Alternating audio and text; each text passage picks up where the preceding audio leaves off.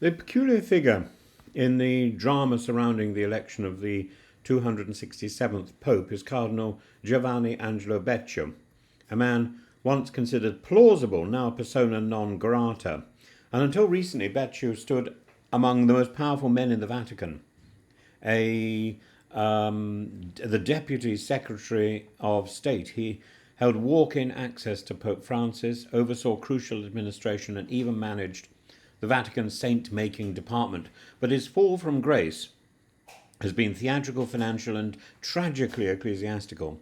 In 2023, Becciu became the first cardinal in modern history to be convicted by a Vatican criminal court. The charge, embezzlement and fraud, centred on the scandalous €200 million London property deal, an investment so reckless that it lost the Holy See over €100 million. And his conviction carried a 5.5-year sentence, a fine, a ban on holding office. Yet he remains a cardinal in name and in residence, and I believe he could have been glimpsed during the funeral, living still within the Vatican walls as his appeal meanders onward.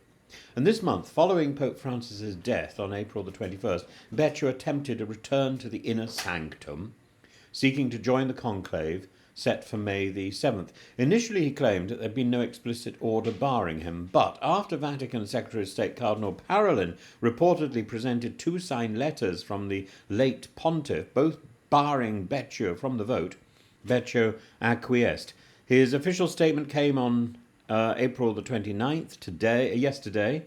I obey Pope Francis's will not to enter the conclave while remaining convinced of my innocence. There is a faint whiff of martyrdom in his wording, a sort of ecclesiastical passive-aggressive obedience, yes, but grudging and underscored by protestation. Now, why does this matter? Firstly, because Becciu's initial presence threatened to taint the conclave's integrity, and the Church is already struggling with global credibility caught between calls for transparency and the shadows of old corruption, and allowing a convicted cardinal, regardless of appeal status, to cast a vote for the next pontiff would have brought every ballot under suspicion. Secondly, because his case touches the legacy of Pope Francis, Francis sacked Becciu in 2020, a move seen as part of the Pope's broader, ambitious, one should say uneven, reform of Vatican finances. But Becciu was also close to Francis, personally and politically. The scandal suggests the pontiff may have been either too trusting or too removed. And that the Pope had to explicitly strip him of conclave rights shows again how far the crisis has reached, and how the Pope's authority can be questioned. Thirdly, this moment reflects deeper tensions within the College of Cardinals. Some, like Cardinal Gerhard Müller, have publicly expressed sympathy for Becciu, suggesting he was not treated very well. Others insist Francis was clear. The ambiguity surrounding Becciu's status, was he in, was he out, embodies the kind of bureaucratic murk Pope Francis attempted to banish. And finally, the Becciu affair draws attention to the conclave itself. This is not a minor electoral event. It is the selection of the spiritual leader of 1.4 billion Catholics. Its secrecy, its rituals, its solemnity are supposed to shield it from temporal interference.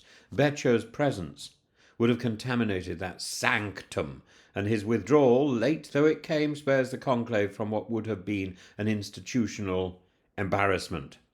So as we look to May the 7th, 133 cardinals, most of them appointed by Pope Francis, will enter the Sistine Chapel. They will pray beneath Michelangelo's Last Judgment, perhaps reminded that theirs is not merely a political task, but a divine one.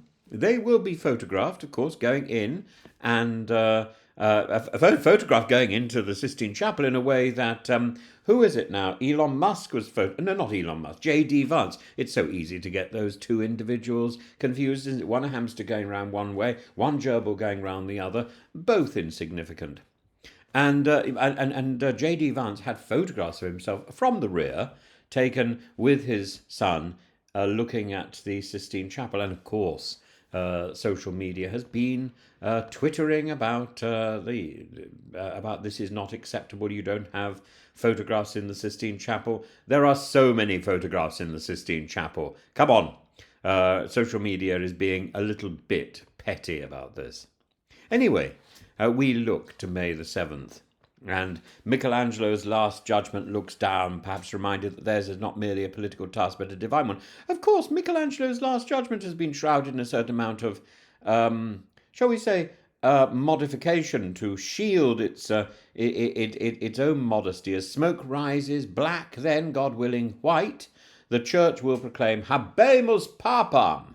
And if Becciu watches from his Vatican apartment, he will at least do so outside the chapel. Cardinal Becciu's case is a cautionary tale of ambition, proximity to power, and the Vatican's uneven path towards reform. His decision to withdraw was both necessary and overdue. The conclave must be about the future of the Church, not the ghosts of its many scandals.